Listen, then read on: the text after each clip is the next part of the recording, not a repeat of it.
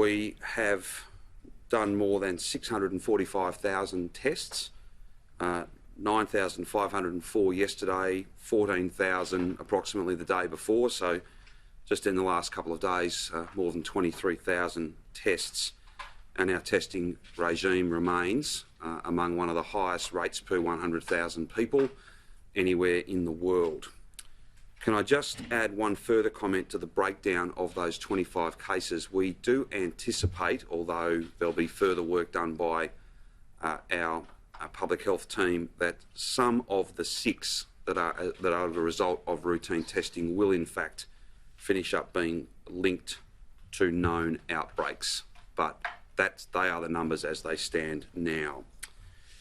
Now, I want to make a few comments in general terms and talk about some of the challenges, the essential problem that we have underlying these numbers, and then I've got some announcements to make in relation to changes to our restriction easing timeline and sadly some restrictions that we will need to reimpose on every single Victorian family. First things first, we have always followed the advice of our public health experts, and that is what has helped us to avoid absolute disaster from a health point of view. It is what gets us into a position that, whilst today's numbers and very recent trends are very challenging and problematic, we have avoided so many of those horror scenes from so many other parts of the world. That advice is critically important. That advice has been followed, and it will continue to be followed by our government. However, we have got since April, we have got half of all of our new cases have come from family-to-family transmission. And I want to give you a couple of examples of the sort of conduct, the sort of behaviour that we have seen. And I'm frustrated by it, I'm disappointed by it, but it's appropriate that we be really upfront and describe it so people can understand what's driving these numbers. We've had cases of people gathering in large numbers, even though at their home or another family member's home or a close friend's home, even though they had been told to isolate in their own home. We have even had people who have tested positive and have been told to go home and isolate, and instead they have gone to work. Instead, they have gone and visited loved ones in large numbers. We have had many stories, numerous stories, of families that have given it to each other and have then transmitted the virus to other families who in turn have passed it on to a third group. It is unacceptable that families anywhere in our state can, just because they want this to be over, pretend that it is. It is not over. And whilst public settings where there is a degree of formality and structure, for instance, no one is greeting anybody with a hug or a kiss or a handshake in a cafe or a restaurant, it is pretty clear that behind closed doors, when one family comes together in large numbers and potentially goes and visits another family, they are not practicing social distancing. They are not in a controlled environment. And then there is the circumstances I've alluded to where people are not following the health advice. Actual positive cases who, rather than quarantining at home, have chose to act in a very different way. Now, this is not about blame. It's not about those sorts of issues. They are the facts of the matter, and Victorians are entitled to know that that's what's driving about half the new cases. Transmission within families, transmission from one family to another as a kind of extended family, if you like. Therefore, the first thing I have to announce is that from midnight tomorrow night until midnight Sunday the 12th of July, all household gatherings can be no bigger than those who live in the household and a maximum of 5 guests.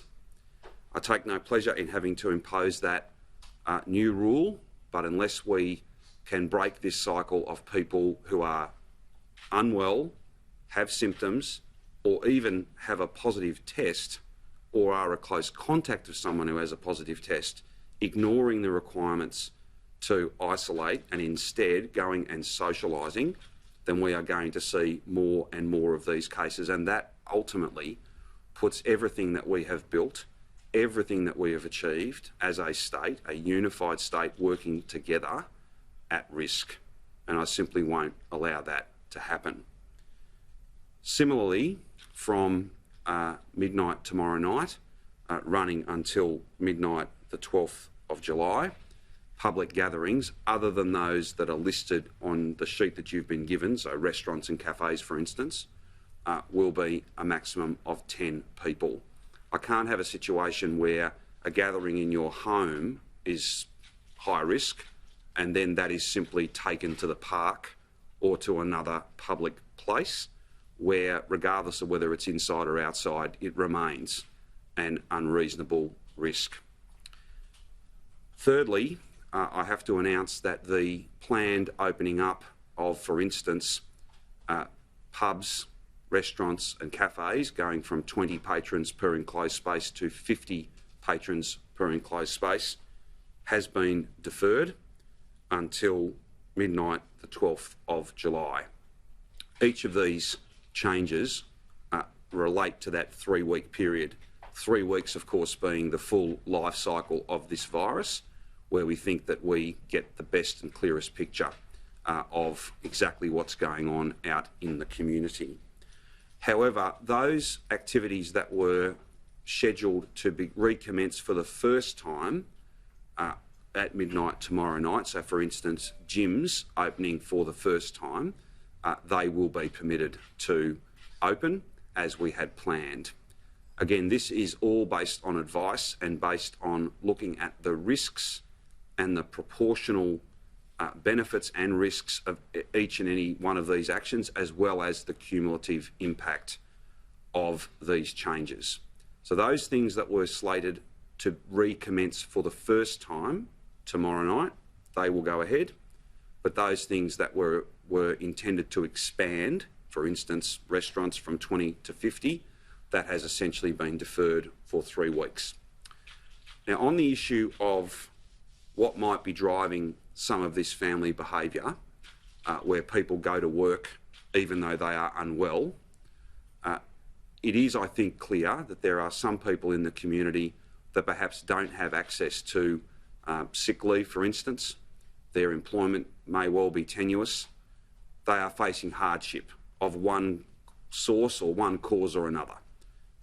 It is our view that we have to try and remove that barrier where people are, sadly, making the choice that public health is less important than the welfare and the survival, in a financial sense, of their family.